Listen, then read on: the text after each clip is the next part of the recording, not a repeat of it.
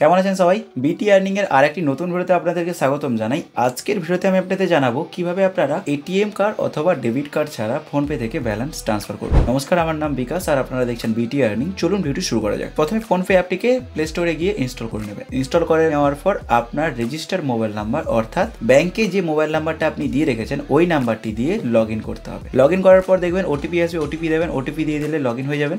Log in হওয়ার পর ওপরে দেখতে পাবেন প্রোফাইলের লোগো আছে, প্রোফাইলের লোগোতে ক্লিক করতে হবে। ক্লিক করার পর ব্যাংক অ্যাকাউন্ট সেকশনে যেতে হবে। ব্যাংক অ্যাকাউন্ট অপশনে ক্লিক করার পর আপনি যদি ব্যাংক অ্যাকাউন্ট অলরেডি আগে থেকে অ্যাড করে রাখেন তাহলে ওখানে ব্যাংক অ্যাকাউন্টটি দেখাবে, আর না যদি অ্যাড করেন নিচে অপশন দেখতে পাবেন add new bank account. Add new bank অ্যাকাউন্টে ক্লিক করার পর আপনি ওখানে আপনার যে ব্যাংক অ্যাকাউন্ট রয়েছে ওটা সার্চ করবেন, সার্চ করার পর অ্যাড করে নেবেন। অ্যাড করার পর দেখবেন ইউপিআই পিন সেট করার জন্য বলবে। এখন ইউপিআই পিন কি করে সেট করবেন? ইউপিআই পিন সেট করার জন্য দুটো প্রসিডিওর আছে, একটা হচ্ছে আপনার আধার কার্ড আর একটা হচ্ছে আপনার ডেবিট কার্ড দিয়ে।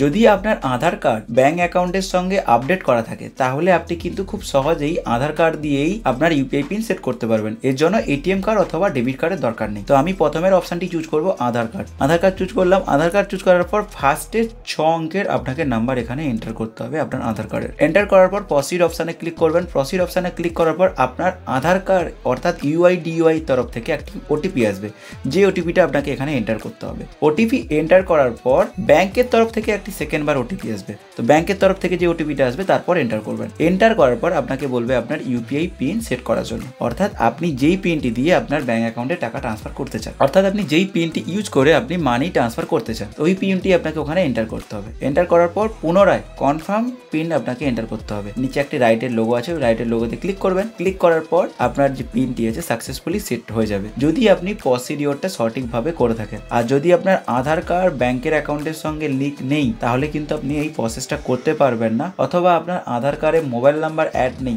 তবেও আপনি করতে পারবেন না, কারণ ওটিপি আসবে না। ভিডিওটি যদি ভালো লেগে থাকে বন্ধুদের সঙ্গে শেয়ার করবেন, আর আমার চ্যানেলটি খুবই ছোট তাই রিকোয়েস্ট করবো অবশ্যই চ্যানেলটিকে সাবস্ক্রাইব করবেন। দেখা হবে অন্য একটি ভিডিওতে। সবাই ভালো থাকবেন, নমস্কার।